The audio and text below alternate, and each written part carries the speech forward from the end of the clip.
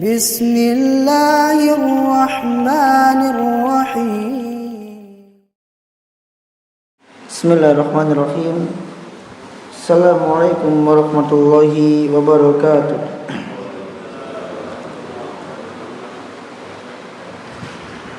Innal hamdalillahi nahmaduhu wa nasta'inuhu wa nastaghfiruh wa na'udzu billahi min syururi anfusina wa min sayyiati a'malina. Man yahdihillahu fala mudhillalah wa man yudlil fala hadiyalah. Asyhadu an la ilaha illallah wahdahu la syarikalah wa asyhadu anna Muhammadan abduhu wa rasuluh. Allahumma shalli wa sallim ala nabiyyina Muhammad wa ala alihi wa ashabihi wa man tabi'ahum ila yaumiddin. Allahumma inna nas'aluka ilman nafi'an wa rizqan thayyiban wa amalan mutaqabbalan. Para jamaah rahimani wa rahimakumullah, alhamdulillah kita bersyukur kepada Allah karena Allah masih memberikan kita kesempatan, sehingga dengan kesempatan tersebut kita masih bisa berkumpul di masjid yang mulia untuk mempelajari hadis-hadis Nabi Sallallahu Alaihi Wasallam yang merupakan warisan yang ditinggalkan oleh Nabi Alaihi Wasallam, dan tidaklah seseorang mempelajari hadis Nabi Sallallahu Alaihi Wasallam melainkan orang itu akan menjadi mulia, karena ilmu akan menjadikan pelakunya mulia. Dan tidaklah Nabi alaihi salatu wassalam diperintahkan oleh Allah azza wa jal untuk menambah, untuk meminta kepada Allah agar ditambahkan sesuatu, melainkan Allah hanya memerintahkan Nabi untuk ditambahkan ilmu. Artinya Allah tidak pernah memerintahkan Nabi untuk ditambahkan harta, ditambahkan kesehatan, tapi Allah hanya memerintahkan kepada Nabi agar ditambahkan ilmu. Itulah kenapa Allah berfirman, wa qur rabbi zidni ilman, dan katakanlah Muhammad, wahai Tuhanku, tambahkanlah ilmu kepadaku. Kemudian ma'asyiral muslimin, kita masuk ke bab 110, bab man suni'a ilaihi ma'rufun falyukafi'hu. Bab barang siapa yang diberi kebaikan oleh seseorang, atau barang siapa yang orang lain berbuat baik kepadanya, falyukafi'hu, hendaklah dia membalas kebaikan orang tersebut. Maka di sini secara enggak langsung Islam mengajarkan kita cara untuk menghargai kebaikan seseorang. Kalau orang berbuat baik kepada kita, dihargai, jangan diam saja, atau bahkan parahnya malah dikecewakan.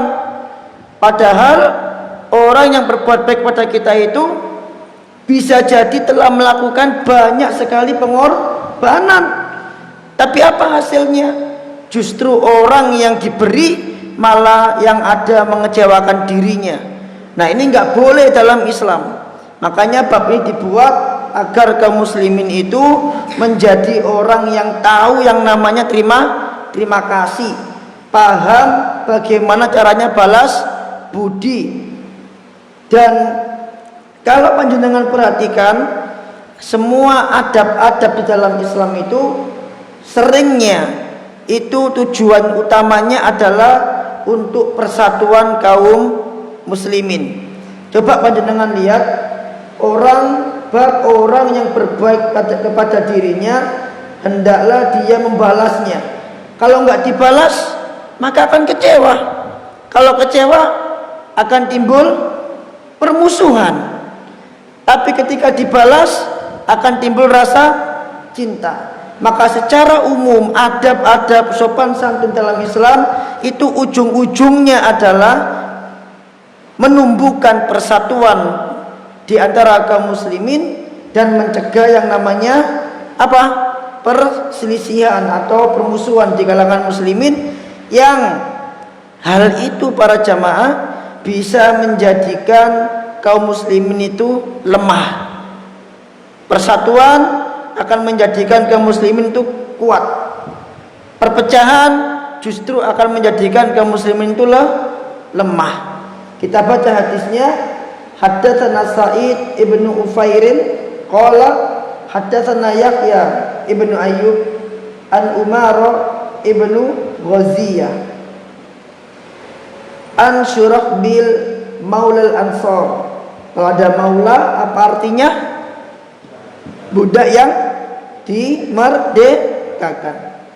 Nah, kalau nggak ngaji kita nggak tahu, karena sudah ngaji adabul mufrad dan sering keluar kata maula, akhirnya panjenengan hafal maula itu adalah budak yang dimerdekakan.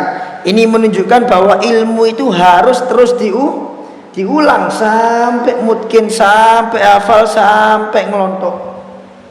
An Jabir bin Abdullah Al-Ansari radhiyallahu anhuma, dari Jabir bin Abdullah Al-Ansari. Karena ada kata Al-Ansari, maka Jabir ini merupakan sahabat Ansor, bahkan termasuk di antara anak-anak kecil yang waktu itu masuk Islam di hadapan Nabi alaihissalam bersama anak-anak kecil yang lainnya. Di antaranya adalah Anas bin Malik radhiyallahu anhu.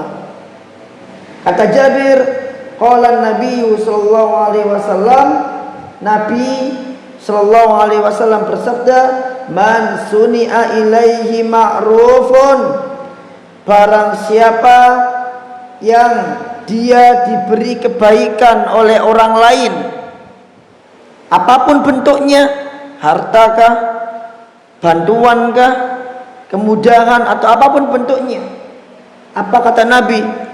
Fal yujzihu, hendaklah dia membalas kebaikan tersebut.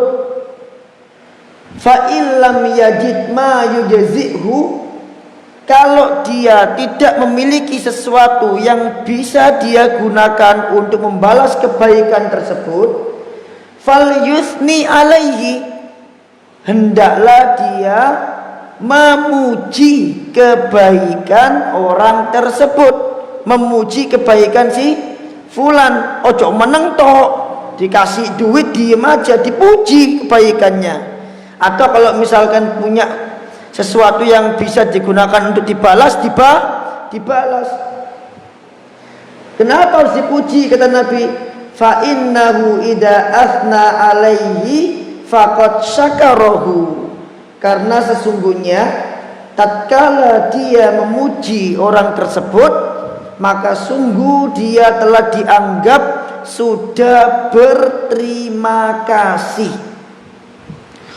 Wa in katamahu, dan kalau misalkan dia menyembunyikan kebaikan orang tersebut, enggak diakui, misalkan faqad kafarahu, maka sungguh dia telah kufur terhadap kebaikan si fulan.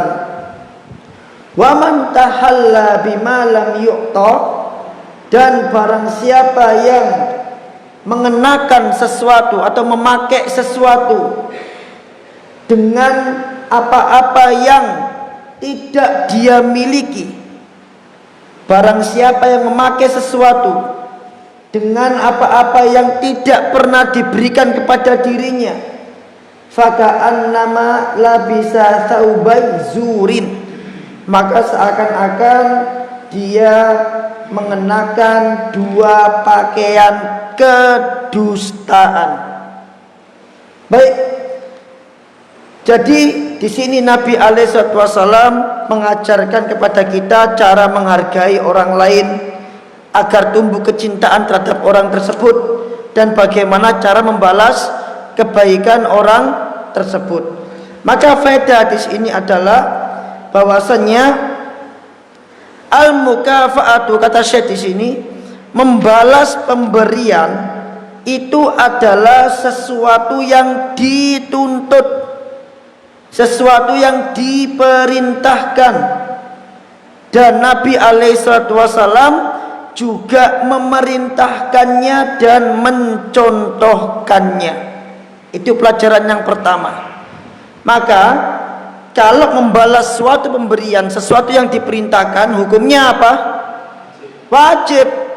Jadi kalau kita diberi oleh orang lain dan kita punya sesuatu yang digunakan untuk membalasnya, dan kita nggak balas, kita berdosa. Karena membalas kebaikan hukumnya wajib.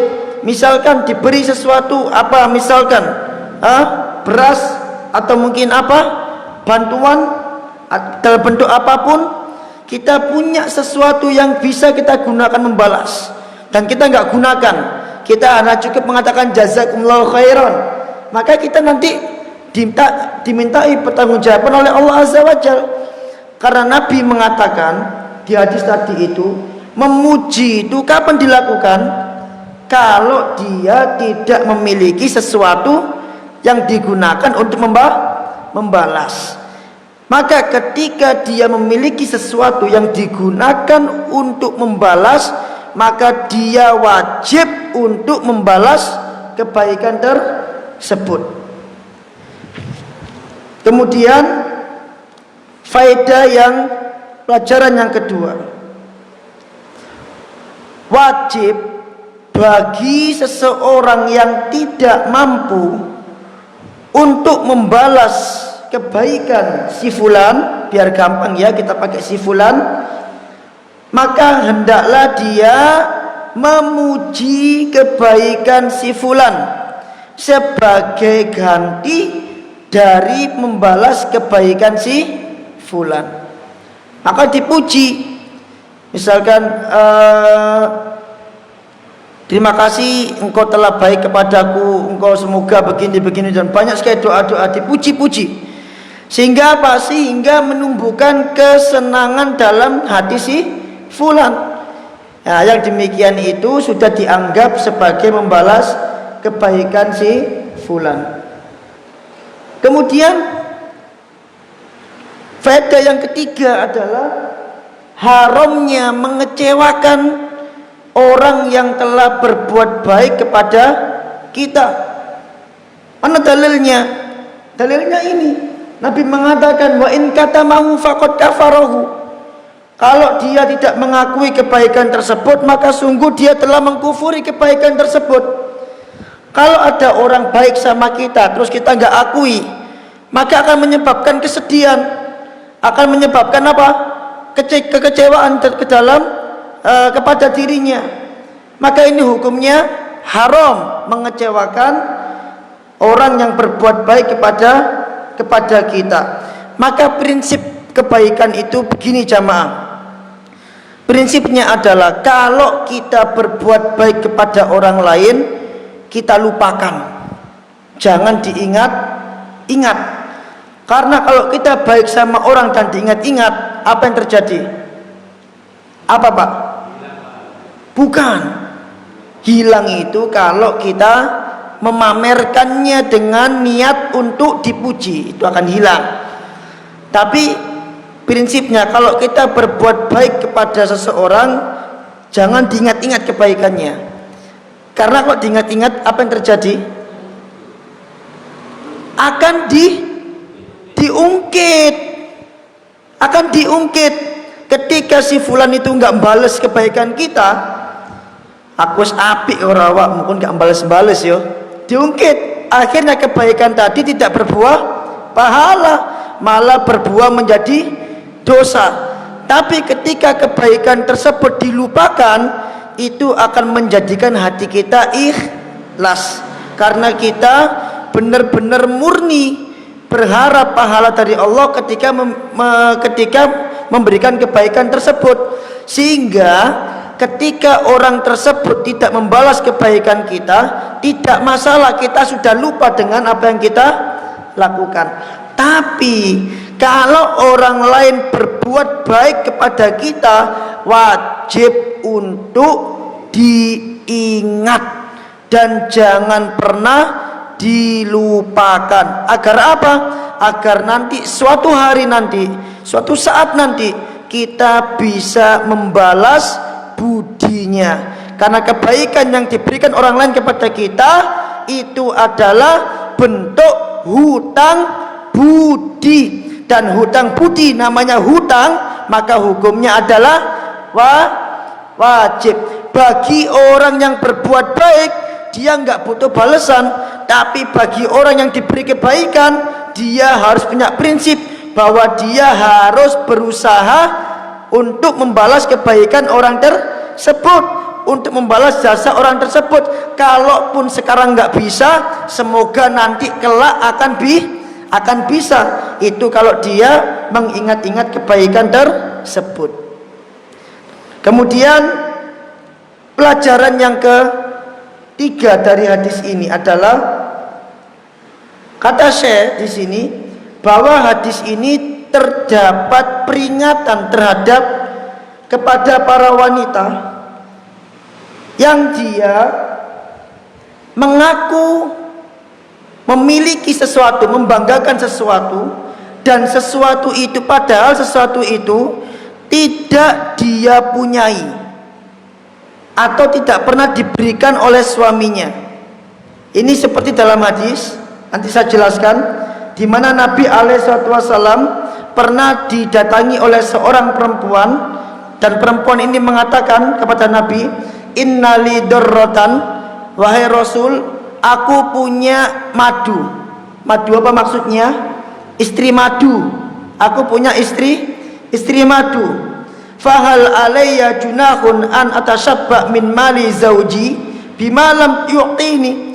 Bolehkah aku membanggakan sesuatu yang ada pada diriku?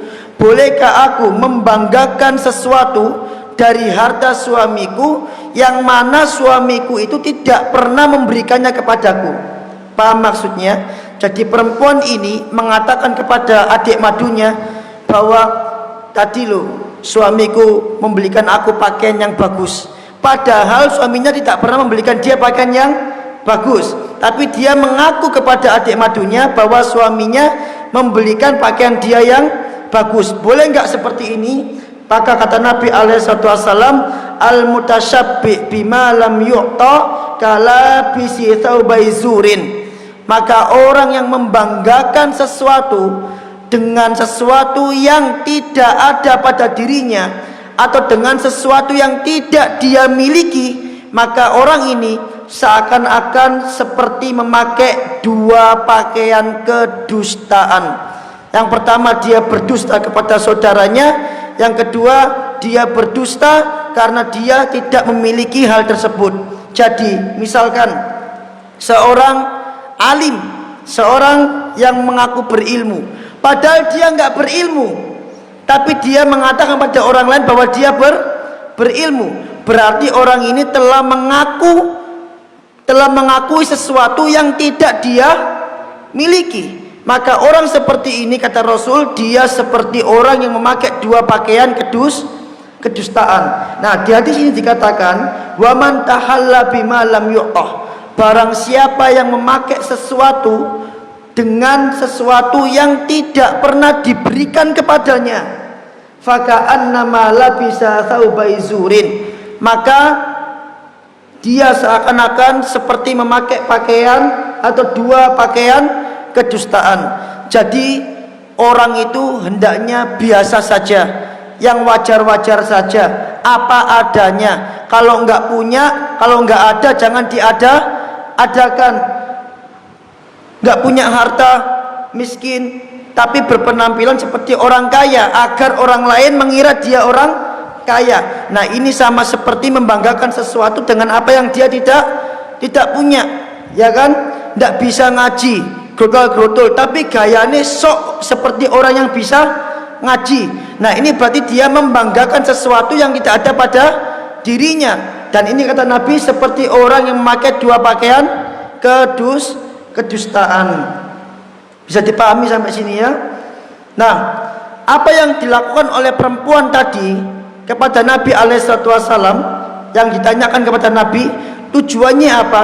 tujuannya agar adik madunya tadi itu sedih sama pengakuan dia, cemburu dan sedih. Dan ini yang dicerca oleh Nabi alaihissalam. Yang pertama, dia berdusta karena dia mengaku bahwa ini miliknya padahal bukan miliknya. Yang kedua, dia berdusta kepada adik madunya itu, apalagi sampai menjadikan adiknya madunya sedih dan cemburu. Ini maksudnya Nabi alaihissalam mengatakan, dan barang siapa yang memakai dengan apa-apa yang tidak pernah diberikan kepadanya, faka'annama labisa thawbai zurin, maka seakan-akan dia seperti memakai 2 lembar atau 2 pakaian kedustaan. Contoh lain, Pak, apa contoh lain?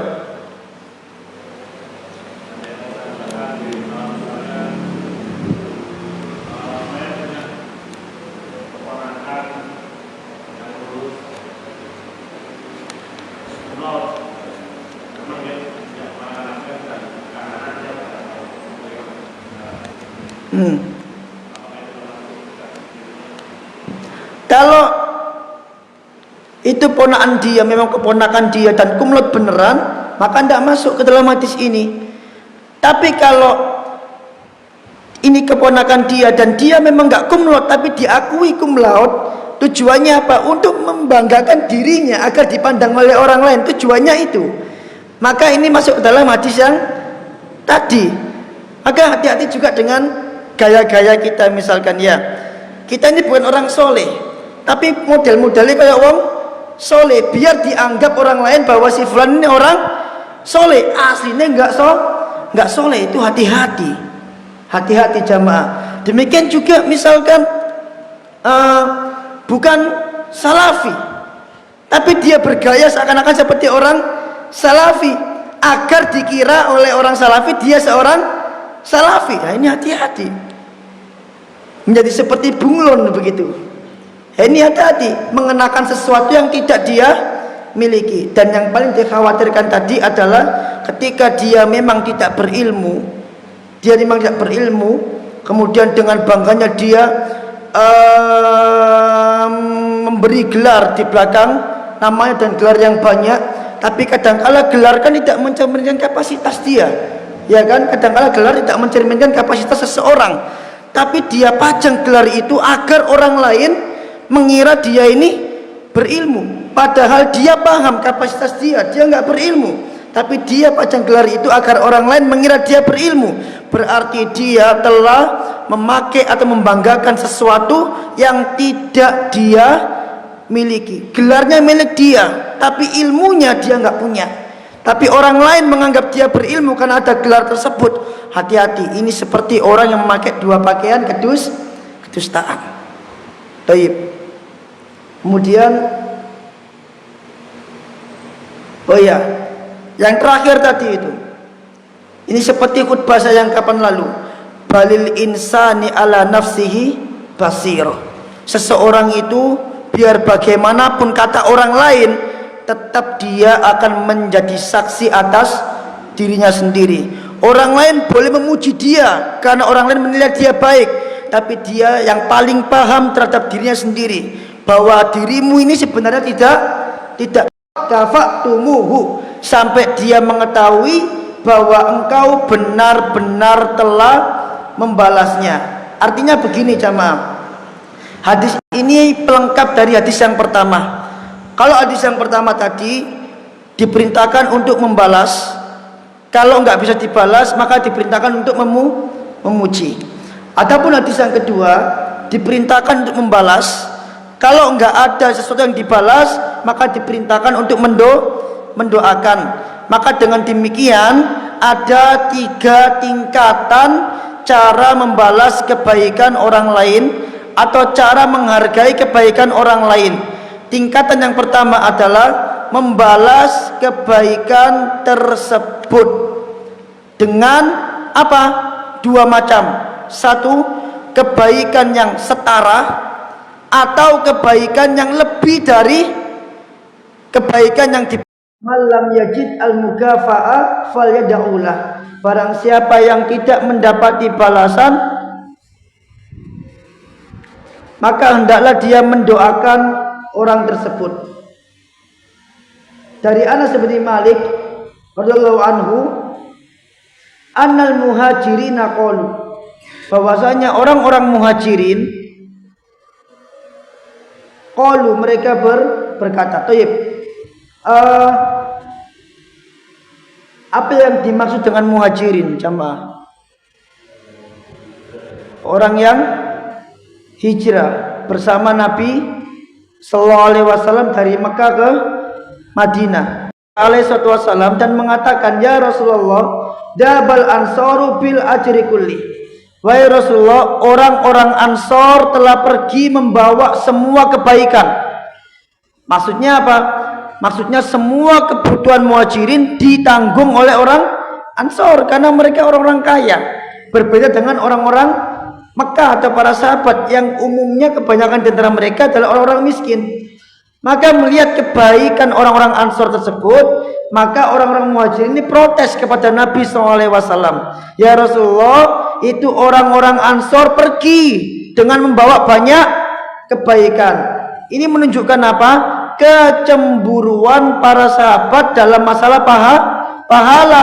Mereka nggak ridho kalau ada orang lain yang mengalahkan mereka dalam masalah pahala. Mereka nggak ridho kalau ada orang lain yang mengalahkan mereka dalam hal kebaikan. Maka para sahabat Nabi adalah orang-orang yang berlomba-lomba dalam masalah kebaikan. Dan para jamaah, manusia itu dalam masalah kebaikan itu ada 3 tingkatan. Allah berfirman dalam surat Fatir, "Tsumma awrathnal kitabal ladzina astafainahu min ibadina." Kemudian kami wariskan kitab ini kepada orang-orang yang kami muliakan dari kalangan hamba-hamba kami. Siapa itu? Ada 3 tingkatan. Wa minhum dolimul linafsi. Di antara manusia itu dalam masalah kebaikan ada orang yang mendolimi diri mereka sendiri. Wa minhum muqtasidun, dan di antara mereka ada yang pertengahan, kadang baik, kadang berbuat dosa. Dan tingkatan yang tertinggi, wa minhum sabiqun bil khairat, dan di antara mereka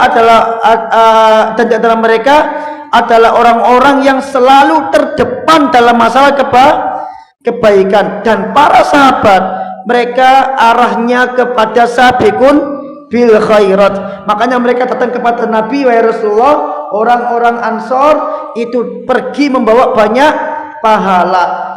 Apa kata Nabi? Qala la, enggak. Maksudnya apa?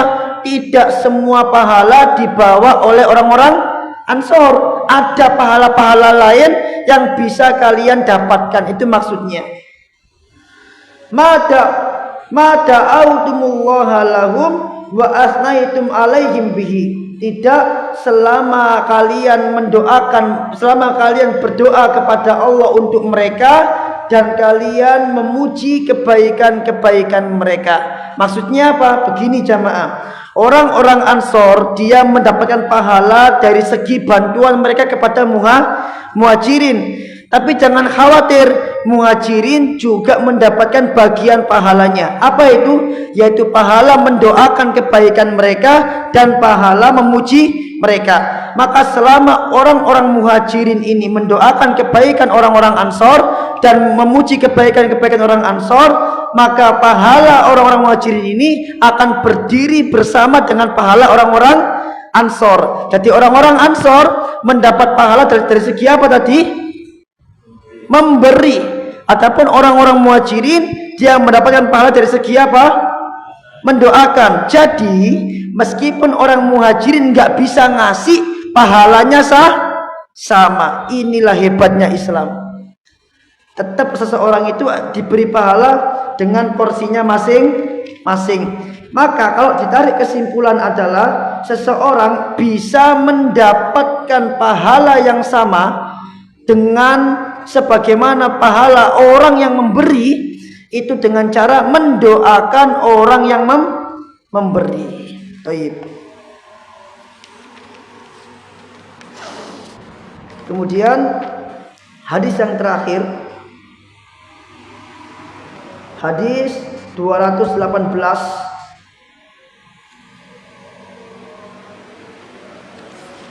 Babun malam yashkurin nas. Bab orang yang tidak tahu terima kasih kepada manusia.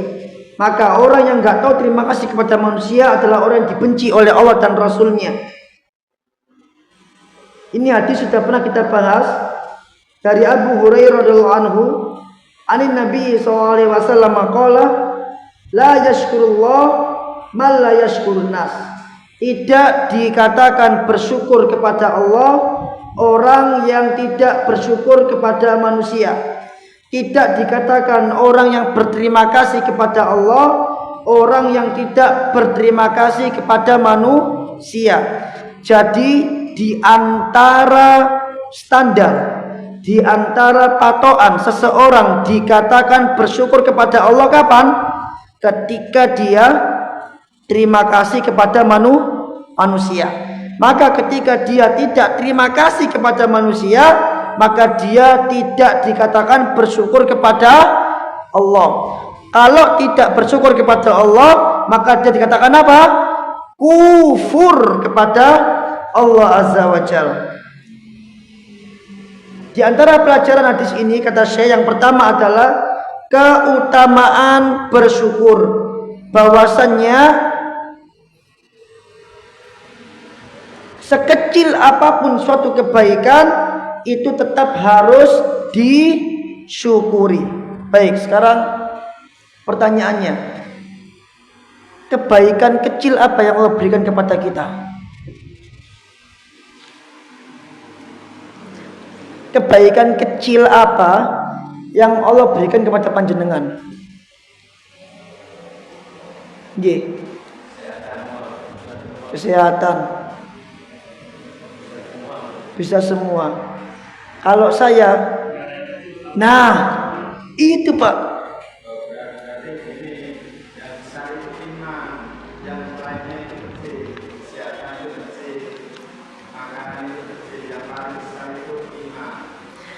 Kalau dipakai perbandingan, maka ada yang kecil, ada yang besar.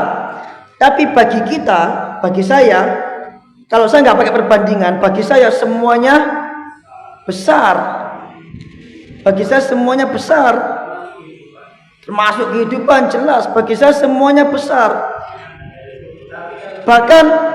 Bahkan hal terkecil yang kita punya itu besar bagi kita.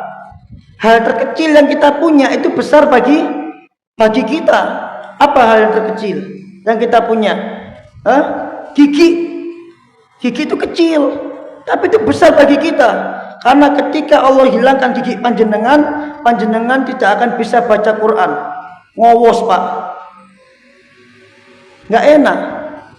Satu saja hilang, satu gigi geraham hilang, panjenengan tidak akan nyaman mengunyah makanan. Hilang sebelah kiri, pasti panjenengan akan mengunyah di sebelah kanan. Cari yang sempurna. Maka semua nikmat Allah itu hakikatnya sempurna. Makanya ada suatu asar dari Fudail bin Iyad bahwa dia tiap malam tuh nangis. Tiap malam tuh nangis. Maka orang-orang tanya kepada dia, kenapa kok dia nangis setiap malam? Maka Fudail mengatakan, apakah engkau sudah menjadi hamba Allah yang bersyukur pada malam hari ini? Bukankah Allah berfirman, bukankah Allah berkata kepadamu, alam naj'allahu ainain wa lisana wa syafatain? Bukankah kami memberikan kepadamu, menjadikan untukmu dua mata, wa lisanan dan satu lisan, wa syafatain dan dua bibir. Artinya kalau seandainya orang enggak punya apa-apa tapi dia bisa melihat, itu sudah merupakan nikmat yang patut disyukuri. Dan Fudail bin Iyad khawatir kalau dia tidak bersyukur atas nikmat yang Allah berikan tersebut. Kalau seandainya orang nggak punya apa-apa tapi dia bisa punya dua mata yang bisa melihat, itu sudah nikmat yang luar biasa. Nikmat yang luar biasa dan tidak tergantikan. Makanya Allah Azza wa Jalla mengatakan, wa fi anfusikum afala tubsirun, dan pada diri kalian apa kalian nggak melihat? Banyak nikmat di situ. Banyak nikmat di situ. Maka semua nikmat hakikatnya adalah besar. Tapi kalau dibanding-bandingkan semuanya, tentu ada yang paling besar, ada yang paling kecil. Tapi kalau dibandingkan kepada diri kita sendiri, maka semuanya itu adalah besar, nggak ada yang kecil jamaah, nggak ada yang kecil. Apa yang paling kecil? Nggak ada. Kita bisa jalan tuh nikmat yang luar biasa, ya kan? Kita bisa ngomong tuh nikmat yang luar biasa. Hatta kita makan kecap, kerupuk, tahu itu udah nikmat yang luar biasa, ya kan? Bahkan rumah yang kecil itu sebenarnya nikmat yang luar biasa, karena banyak orang artis rumahnya besar, rumah tangganya kacau, cerai, rumahnya besar, punya kolam renang, punya mobil kemewahan, tapi dia terjerat kasus obat-obatan terlarang. Ternyata obat-obat yang dia konsumsi adalah obat-obat yang berfungsi untuk meredakan rasa galau, rasa stres lo. Rumahnya besar kok dia stres. Ternyata rumah kecil yang membuat kita nggak stres itu ternyata nikmat yang besar. Baik. Kemudian pelajaran yang kedua adalah adamul istihana bil qalil. Tidak menganggap remeh sesuatu yang sedikit, karena sedikitnya sesuatu tersebut tetap bagi orang tersebut adalah besar dan sangat berarti. Pak, orang yang ngasih kita roti, sepotong roti, bagi kita kecil, ya kan? Tapi bagi orang yang kelaparan itu besar, meskipun cuma sepotong. Coba antum kasihkan roti kepada orang yang di pinggir jalan, kepada orang yang kelaparan, kepada para pemulung, mereka pasti akan terima kasih luar biasa. Beda dengan kita. Kalau kita kasih roti kita biasa, karena apa? Karena kita merasa nggak butuh itu roti, sehingga kita biasa saja dan cenderung meremehkan, oh kok cuma roti gitu kan. Padahal seharusnya yang kita lakukan adalah menganggap semua pemberian orang, apalagi pemberian Allah, itu adalah besar. Kalau semua dianggap besar, maka otomatis reaksi kita terhadap pemberian tersebut itu sama atau beda? Sama. Karena semuanya kita anggap sama. Maka seharusnya ketika diberi roti oleh orang, itu reaksi kita harusnya sama seperti orang yang kelaparan. Harusnya. Karena menganggap itu pemberian yang sangat besar. Maka pelajaran yang kedua ini adalah tidak boleh menganggap remeh sesuatu yang sedikit. Dan hadis yang terakhir sekalian berikan di bab dari Abu Hurairah radhiyallahu anhu, ani Nabi sallallahu alaihi wasallam qala, dari Nabi sallallahu alaihi wasallam bersabda, qala Allah ta'ala lin nafs. Allah pernah berkata kepada an-nafs, nyawa, ukhruji, keluarlah. Maksudnya keluar dari mana? Tubuh. Qalat, maka nyawa mengatakan, la akhruj illa karihatan. Aku tidak akan keluar kecuali dalam keadaan terpaksa. Nah, di sini maksudnya adalah ini menunjukkan bahwasannya nyawa itu dia tidak bersyukur kepada Allah Azza wa Jalla. Dari segi mana Pak nyawa nggak bersyukur kepada Allah? Nah, karena dia menolak perintah Allah. Tapi meskipun dia mengatakan aku tidak akan keluar kecuali dalam keadaan terpaksa, tetap dia bakal keluar. Terpaksa atau tidak terpaksa, tetap dia bakal keluar. Sebagaimana Allah berfirman kepada langit dan bumi, wahai langit dan bumi, datanglah kepadaku tau'an au karhan.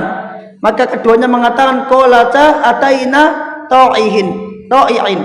Kami akan mendatangi engkau ya Allah dalam keadaan taat. Artinya meskipun nyawa ini dia nggak mau keluar kecuali dalam keadaan terpaksa, tetap dia bakal akan keluar terpaksa ataupun tidak terpaksa. Tapi dia dikatakan tidak bersyukur. Kenapa? Karena dia keluar dalam keadaan terpaksa. Maka di antara indikasi syukur seseorang adalah ketika dia melakukan ketaatan kepada Allah dengan sukarela. Ketika dia melakukan ketaatan kepada Allah dengan terpaksa, maka dia tidak dikatakan bersyukur kepada Allah Azza wa Jal. Maka anak-anak misalkan atau kita ngaji misalkan, tapi kita ngaji dengan hati yang berat, maka ini tidak dinamakan bersyukur kepada Allah, karena kita menjalankan ketaatan dengan terpaksa. Tapi ketika seseorang itu menjalankan ketaatan dengan insyirahus sadr, dengan kelapangan hati, dengan sukarela, dengan bahagia, maka dia baru dinamakan bersyukur. Adakah di antara kita yang bahagia ketika datang waktu sholat? Atau biasa-biasa saja? Ayo. Yang berat ada, yang berat mungkin ada. Tapi yang biasa-biasa banyak. Tapi Nabi SAW dan para sahabat itu menjadikan waktu sholat sebagai bentuk kebahagiaan mereka. Mereka bahagia kalau ada waktu sholat. Kenapa kok mereka bahagia? Woi, bukan. Kenapa kok mereka bahagia? Bahagia itu sumbernya dari apa, Pak? Dari hati. Hati biar bahagia terhadap sesuatu itu harus bagaimana? Nah, senang karena mereka senang sholat, maka ketika datang waktu sholat mereka bahagia. Itulah kenapa Rasul mengatakan wajuilat as-salatu li qurratu aini, dan dijadikan sholat itu sebagai penyejuk mataku. Kata-kata qurratu aini, penyejuk mata. Sesuatu itu tidak akan menjadi penyejuk mata kecuali sesuatu itu dicintai dengan kecintaan yang berada di puncak. Ketika orang itu berada di puncak kecintaannya dalam mencintai sesuatu, maka sesuatu itu akan menjadi penyejuk mata. Maka sholat itu penyejuk matanya Nabi alaihi salatu wassalam. Maka Nabi senang yang namanya sholat, sehingga para sahabat itu orang yang senang menunggu waktu sholat. Ketika dikumandangkan sholat, mereka menjadi senang yang luar biasa. Dan ini menunjukkan bahwa mereka adalah orang yang bersyukur kepada Allah, karena dia menjalani ketaatan bukan sekedar biasa saja, tapi sudah mencapai ke tahapan senang dan bahagia. Kalau saya pribadi sampai detik hari ini, waktu sholat datang masih biasa-biasa saja. Berarti bisa dikatakan belum bersyukur, atau mungkin belum sempurna syukurnya, kurang sukarela karena biasa-biasa saja. Atau malah ada sebagian orang yang naudzubillah menganggap sholat sebagai bentuk hambatan atas pekerjaan dia. Waduh rek, sholat rek, dia mengeluh gara-gara sholat pekerjaannya terhambat, gara-gara sholat rezekinya tertutup, gara-gara sholat perdagangannya harus ditutup. Malah ada yang seperti itu. Naudzubillah, ini justru malah orang tersebut tidak dikatakan bersyukur sama sekali, karena dia orang yang mengatakan tadi apa, dia sholat, dia akan sholat, tapi dengan berat hati dia sholat. Sebab apa? Kecintaannya ada pada selain sholat. Maka wajib bagi seorang muslim mengenai hadis terakhir ini mencintai semua ketaatan. Baik. Wallahu a'lam bishawab. Mungkin itu yang bisa disampaikan. Ada yang mau ditanyakan barangkali? Monggo, Pak Teguh dulu yang ngacung.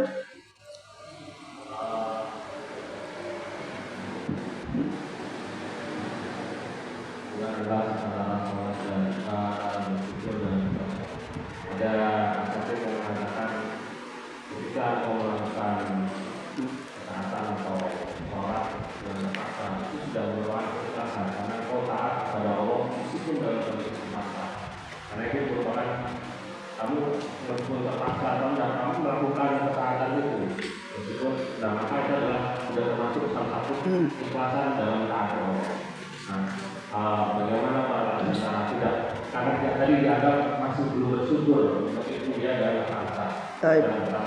Kemudian yang kedua, tentang tadi bahwa di hadis Nabi yang dikatakan bahwa Allah jadikan sholat itu penyejuk mata. Di situ ada kata-kata dijadikan, karena bagaimanapun yang menjadikan kita taat, yang menjadikan kita dijadikan kita senang, itu adalah hidayah dan taufik dari Allah. Maka berarti di antara kita yang melakukan biasa, apakah karena kita tidak berdoa pada Allah, kita minta, karena ada doa yang mengatakan kita minta tolong pada Allah untuk bersyukur. Maka kan jadi kita mungkin kita tidak banyak berdoa minta Allah memberikan kita rasa syukur. Allah yang kami ala diri waktu kita waktu ibadah atau seperti itu, atau kita tidak minta syukur pada Allah. Wa jazakumullahu khairan.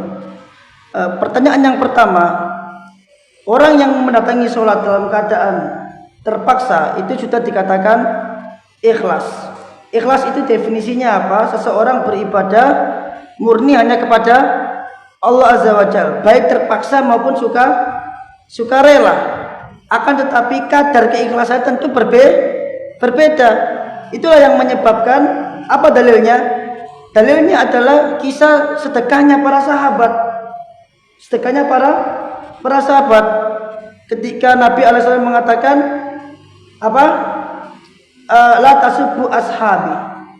Jangan engkau mencela para sahabatku. Lau anfaqtum mithla uhudin dahaban ma balagha mudda ahadihim wala nasifa. Kalau seandainya engkau berinfak emas sebesar Uhud besar sekali jamaah, besar sekali Uhud itu jadi emas dan diinfakkan semua, itu semua sama sekali tidak bisa menyamai infaknya para sahabat, meskipun hanya 1 mud atau bahkan setengah mud. Apakah kita infak? Katakanlah kita ikhlas berinfak gunung Uhud, emas besar gunung Uhud. Tapi kenapa kok tidak bisa mengalahkan infaknya para sahabat yang sebesar mud atau malah setengah mud? Jawabannya adalah kadar keikhlasan mereka itu lebih mukhlishina lahud din dibanding kadar keikhlasan kita. Contoh, mungkin ketika kita akan berinfak gunung Uhud tersebut, kita mikir-mikir sih, waduh akeh ini eman rek, meskipun akhirnya diinfakkan. Tapi kalau para sahabat tidak pakai mikir, langsung plus. Mungkin seperti itu, kadang seperti itu. Intinya apa yang membuat kita tidak bisa mengalahkan para sahabat meskipun amalnya sama? Jawabannya adalah kebeningan hati mereka, kemurnian keikhlasan mereka. Meskipun kita ikhlas, kita katakanlah ikhlas, tapi kita nggak tahu di mata Allah keikhlasan kita ini berapa persen, kan gitu. Maka orang tersebut mungkin bisa ikhlas, tapi keikhlasannya tentu berbeda-beda tingkatannya. Bagaimana dengan bersyukur tadi itu? Dikatakan dia syukur ketika dia menjalankan ibadah tanpa ada keterpaksaan. Itu adalah indikasi dari syukur. Dia ikhlas, tapi belum tentu dia bersyukur kepada Allah Azza wa Jalla. Bisa jadi kadang seseorang melakukan kewajiban hanya sekedar kewajiban dan tidak berharap pahala dari Allah Azza wa Jalla. Bisa jadi kadang seperti itu. Tapi bisa jadi seseorang melakukan ibadah niatnya karena untuk bersyukur kepada Allah Azza wa Jalla. Karena Ibnu Hajar Asqalani mengatakan, barang siapa yang mendirikan sholat faqad syakarallah, maka sungguh dia telah bersyukur kepada Allah. Maka ketika dia sholat dalam rangka bersyukur kepada Allah, berbeda dengan orang yang sholat dalam rangka terpaksa menjalankan kewajiban, tentu berbeda. Kemudian yang kedua, dan dijadikan sholat itu sebagai penyejuk mata Nabi alaihi salatu wasallam. Ada kata-kata dijadikan. Bagaimana ini? Perhatikan dari Allah Azza wa Jalla. Iya, semua ibadah yang kita lakukan itu murni pertolongan Allah Azza wa Jalla. Itulah tafsir dari la haula wala quwata illa billah. Tafsirannya apa? La khilata li ahadin ala taatillah illa bimaunatillah. Tidak ada seorang pun yang bisa mendirikan ketaatan kepada Allah kecuali atas dasar pertolongan dari Allah Azza wa Jalla. Dan tidak ada seorang pun yang bisa menjauhi maksiat dari Allah Azza wa Jalla illa bi taufikillah, kecuali dengan taufik dari Allah Azza wa Jalla. Tapi untuk mendapatkan pertolongan dan taufik ini kan butuh yang namanya apa? Usaha dan ikhtiar dan jihad, jihadun nafas, yaitu melawan menundukkan hawa nafsu. Oleh karenanya Allah mengatakan walladzina jahadu fina, dan orang yang berjihad di jalan kami, berjihad untuk mencari hidayah kami, mencari jalan kami.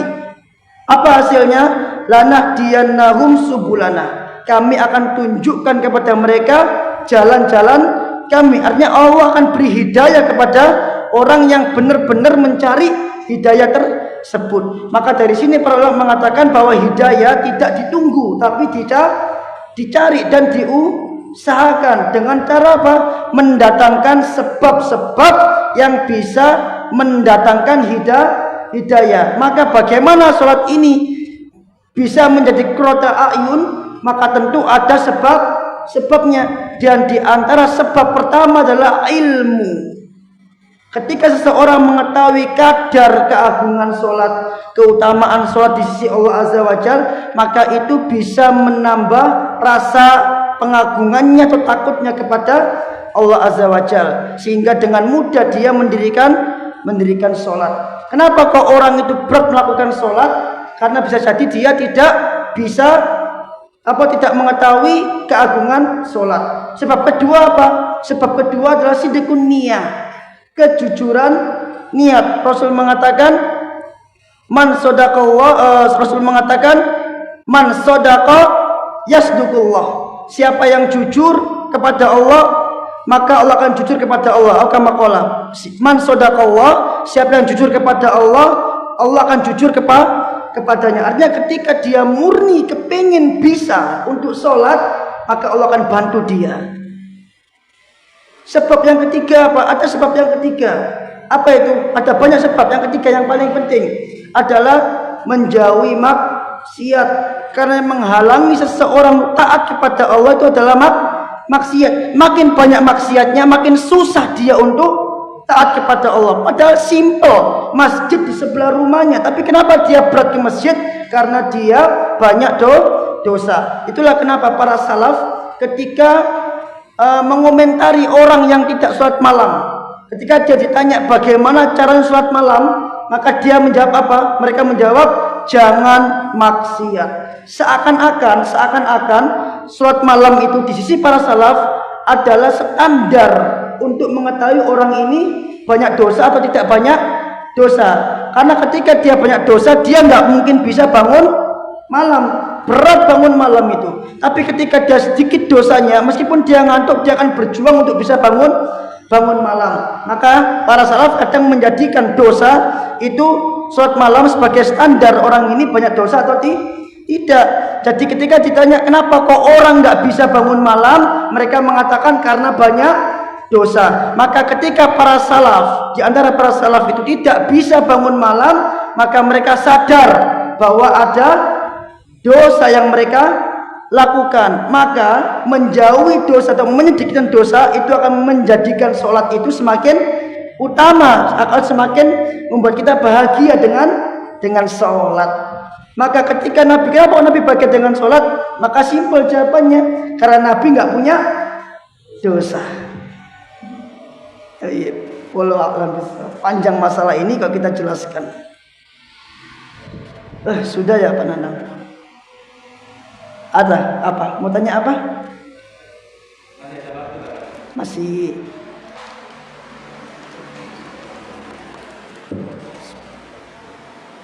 Tadi Bapak menerangkan tentang dua pakaian kedustaan.